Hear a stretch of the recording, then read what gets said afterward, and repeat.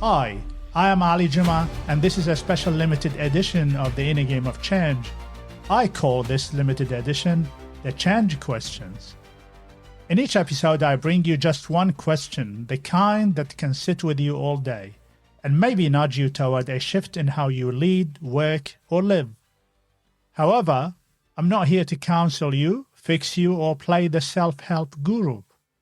I'm just curious observer of change, sharing the questions that have a habit of changing me too. Questions have a strange power. A statement tries to convince you. A question makes you convince yourself. There's a psychological reason for that. It's called instinctive elaboration. The moment that you hear a question, your brain stops whatever it was doing and starts searching for an answer. That search pulls in memories, feelings, experiences you didn't even know were connected. And before you know it, the question has taken you somewhere new. And if the question is the right one, it doesn't just change what you think, it can change how you live. So here's today's question. What am I tolerating that I no longer have room for? What am I tolerating that I no longer have room for? This isn't about the small annoyances of life, the traffic lights that take forever, or the coffee that's never quite hot enough. I am talking about the slow, quiet compromises at work and in life that shape how you show up every day. In workplaces, we see this all the time. People stop raising ideas because the loudest voice always wins. Projects stall because no one wants to question a dated process. Energy drains away not in one dramatic swoop, but in a slow leak. The danger is subtle. Tolerating something too long doesn't affect what you do, it shapes who you become. You risk becoming quieter, smaller, less hopeful.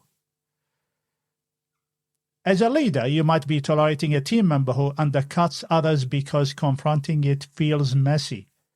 As a team member, you might be tolerating unclear direction, telling yourself it is not your place to push for clarity.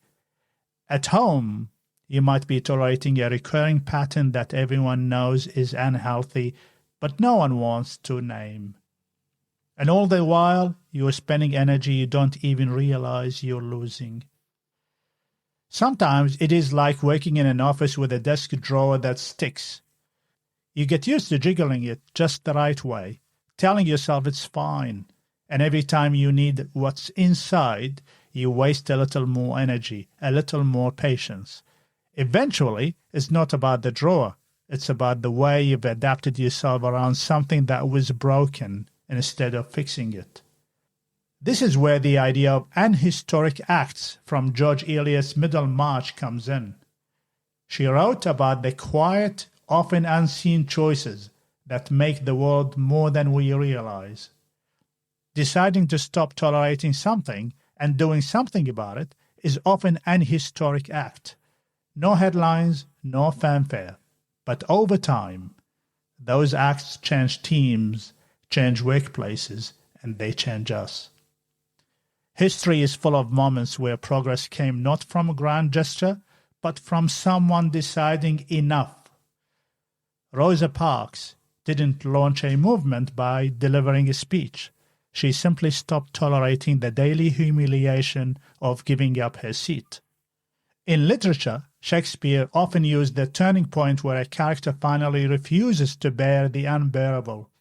In King Lear, it's Cordelia's refusal to flatter her father with false words, a stand that costs her dearly but reveals the truth.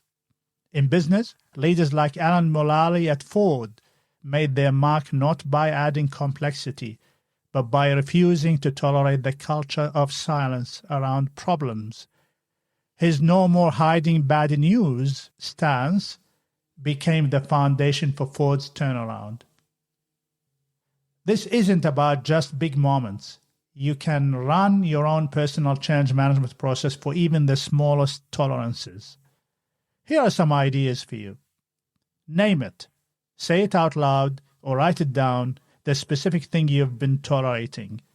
Measure it. Ask, how much time, energy, or opportunity does this cost me each week? Test it. What happens if I stop? What's the smallest safe experiment I can run? Nudge it. Take one action this week, however small, that moves you from tolerating to transforming. This is important. The sooner you act, the less your tolerance calcifies into identity.